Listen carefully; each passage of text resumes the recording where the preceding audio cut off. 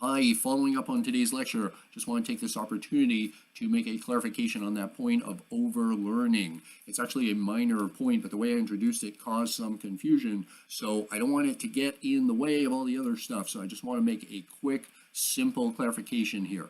So I think for the most part, the lecture was pretty straightforward, and I think everybody was clear on the process of long-term potentiation, how cells learn.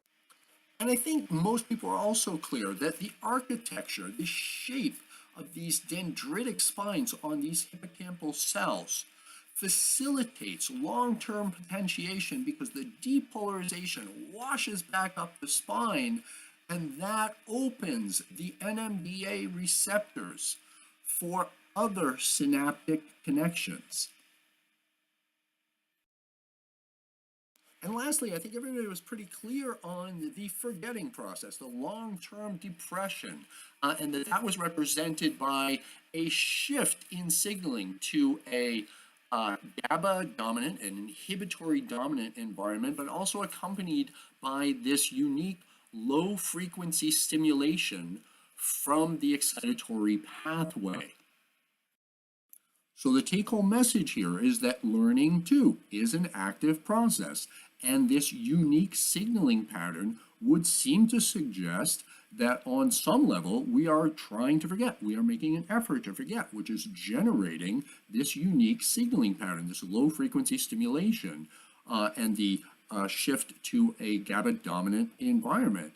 And that is consistent with these studies that we talked about in which people are told to forget, are told that the information they've just learned is no longer relevant, and that forgetting process is associated with this signaling pattern.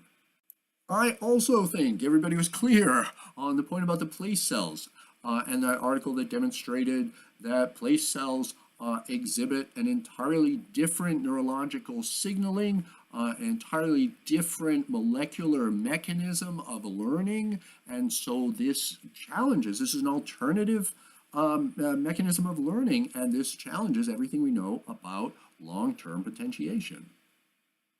So the only remaining point was this point about overlearning, which is a minor point, and it was just this one study, but I thought it was an interesting finding where they showed that when people continue to study something that they already know, that is associated with a neurobiological shift to a GABA dominant, an inhibitory dominant environment, and therefore shutting down the potential for new learning.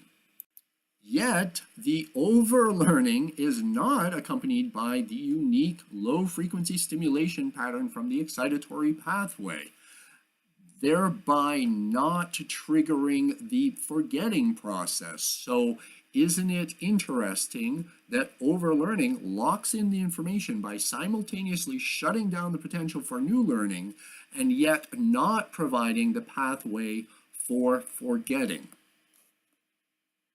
So that was my only point about overlearning, a relatively minor point, but I thought it was kind of interesting how this process of really hammering in the information kind of splits the difference neurologically by shutting down the potential for new learning, but at the same time not activating the pathway of forgetting. So really locks in the information, no opportunity for new learning, no opportunity for forgetting.